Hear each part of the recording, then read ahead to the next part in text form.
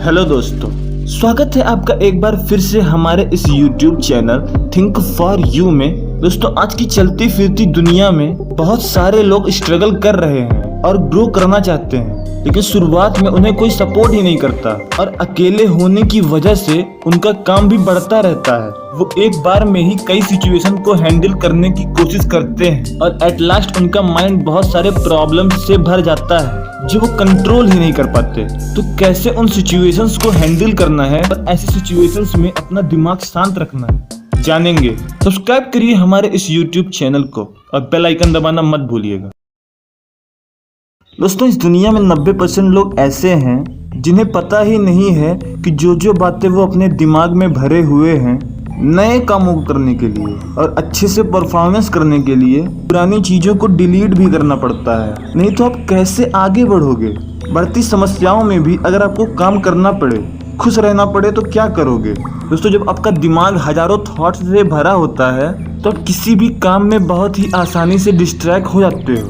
मतलब कहीं मन लगाने की जबरदस्ती कोशिश कर रहे हो, लेकिन अगर बहुत छोटी सी ही प्रॉब्लम आ गई तो काम छोड़कर ही भागने लगते हो। अगर आपसे कोई नॉर्मली भी बात करने की कोशिश कर रहा है तो चीखने चिल्लाने लगते हो। यहाँ पर आप कोई बुरे इंसान नहीं हो, बस आपका दिमाग इतने सारे प्रॉब्लम्स के बारे में जब एक ही बार में सॉल्यूशन निकालने की कोशिश करता है तो आप इतना परेशान रहते हो कि आप एक बात और नहीं सुनना चाहते हो। किसी तरह से उन सारे प्रॉब्लम्स का एक बार में ही सॉल्यूशन चाहते हो, जो कि एक गलत डिसीजन है। आपका दिमाग मल्टीटास्किंग के लिए नहीं बना है। आप खाली एक बार में एक ही काम कर सकते हो और अगर अचानक आप मल्टीटास्किंग करने लगते हो तो आपका ब्रेन एकदम से शट डाउन की ओर ही भागेगा। लेकिन सोचिए, अगर आपका ब्रेन एनर्जाइज्ड होता, शांत होता, यानी आपकी इस सिचुएशन से एकदम अपोजिट होता, तो आप फोकस कर पाते अपने काम में। कोई डांट भी रहा हो तो अपने इमोशंस को रेगुलेट कर पाते, पुरानी बातों के डॉट्स नई बातों से कनेक्ट कर पाते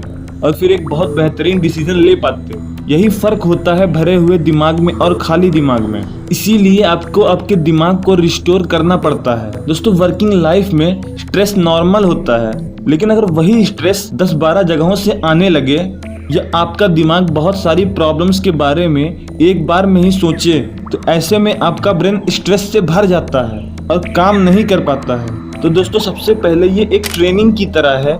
इसे आपको डीपली अंडरस्टैंड करना होगा कि चल क्या रहा है आपके दिमाग में, जहाँ पर आप सिस्टम, स्ट्रक्चर, रूल्स, सिक्योरिटी और फेयर प्ले यानी अच्छी तरह से काम करने के बारे में सोचते रहते हो और एक हाई परफॉर्मर, प्रोडक्टिव अचीवर बनना चाहते हो। तो जो आप चाहते हो और जो आपके पास लेने का तरीका है वो एकदम अपोजिट है। इसके लिए सबसे पहले अपने ब्रेन की रेजिस्टेंस को यानी रगड़ को नोटिस करिए। यानी जो मैं आपसे बोल रहा हूँ, आपके माइंड में इन बातों को लेकर लगातार कुछ क्वेश्चंस उठ रहे हैं। ऐसे टाइम में जब आपके घर में आपको कोई कुछ बोलता है तो कैसे आप एकदम से चिढ़ जाते हो या खुश हो जाते हो, बस उसी मन में चल रही उथल पुथल को, रेजिस्टेंस को ओनली नोटिस करिए। अगर आप इसे नोटिस करना शुरू करोगे तभी आपको समझ में आएगा कि यार मैं फालतू बातों में परेशान हो रहा हूँ, या फिर यार ये बात बहुत ही ज़्यादा इम्पोर्टेंट है। इस तरह से आप आधी फालतू बातों से ऐसे ही ऊपर आ जाने लगते हो। लोगों को बहुत सारी सिचुएशन में वो क्यों परेशान हैं, जिस बात पर वो परेशान हो रहे हैं वो इम्पोर्टेंट है, उसका आपकी लाइफ के प्रोग्रेस में कोई इम्पोर्टेंस है भी या नहीं, ये जानना बहुत ज़रूरी है। अगर आपके सामने कोई बड़बड़ कर रहा है, इसका नेचर है फालतू बातें करना, तो इससे लोगों में नॉर्मली इरिटेशन पैदा होने लगती है। यहाँ पर आपको आपकी इनर सिचुएशन को कंट्रोल करना चाहिए। आपके अंदर जितना कम रेजिस्टेंस होगा उतना अच्छे से आप किसी भी समस्या की जड़ तक जाकर उसका सॉल्यूशन ढूंढ पाओगे। टेक इट और लेट इट गो, इसका मतलब क्या है? ये बहुत ही कमाल का कॉन्सेप्ट है, ध्यान से समझने की कोशिश करिएगा। टेक इट और लेट इट गो यानी जो कुछ भी आप अपनी लाइफ में रोज कर रहे हो, जो रोज देख रहे हो, उसे सुनो, सही से समझो, फिर छोड़ दो।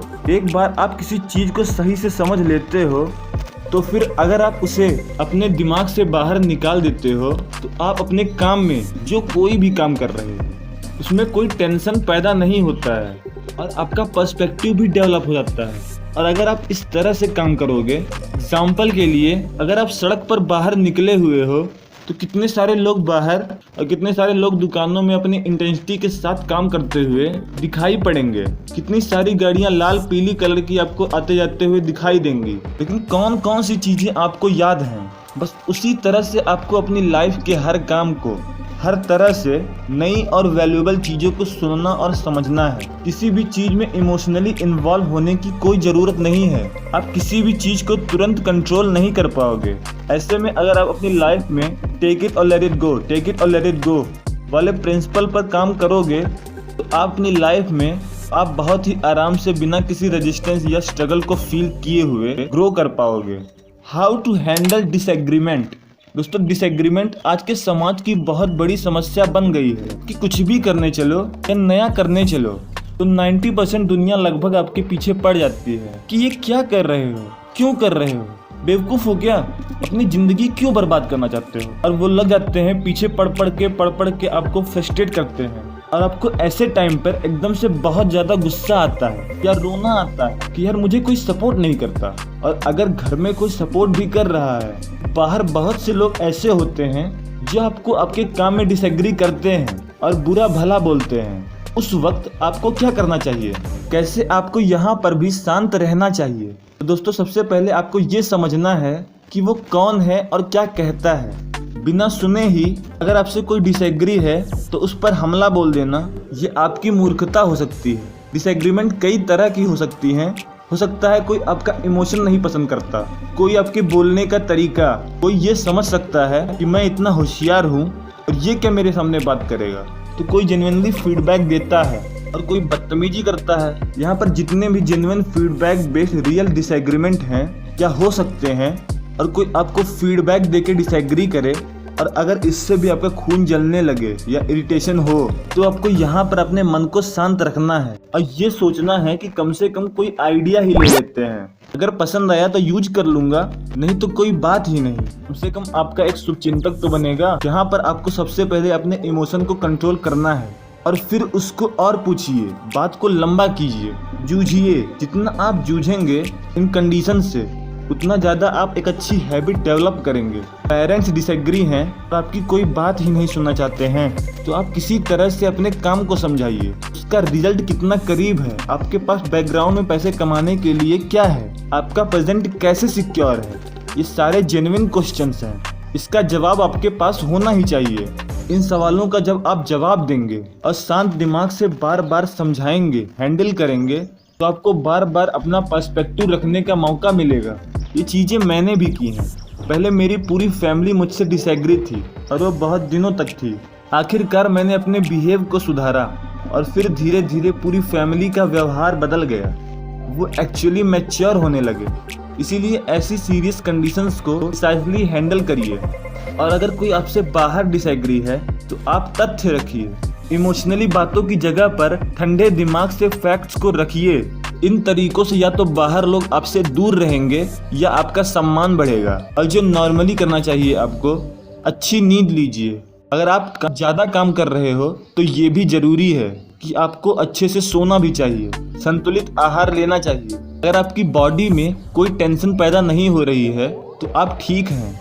बायोलॉजिकली परेशान इंसान दिमाग से भी और ज़्यादा परेशान होने लगता है। आधा घंटा 1 घंटा एक्सरसाइज करिए। यहाँ पर ये ध्यान में रखिए कि मैं आपको एक्सरसाइज करने के लिए कह रहा हूँ, न कि बॉडी बनाने के लिए। अगर आप बॉडी बना कर ही थक जाओगे तो दिन भर खाली नींद ही आएगी क्योंकि आप बुरी तरह से थक चुके हो। तो नॉर्मल एक्सरसाइज करने से आपकी बॉडी खुल जाती है, ब्लड आपकी बॉडी में अच्छी तरह से सर्कुलेट होता है और आपका माइंड और बॉडी भी दिन का स्वागत करने के लिए तैयार रहता है। दोस्तों, आज की वीडियो में इतना ही। अगर आपने हमारी पिछली वीडियोस को नहीं देखा है तो जरूर देखिए। मैं हमेशा ही ऐसे इंटरेस्टिंग टॉपिक्स पे वीडियो बनाता रहता हूँ।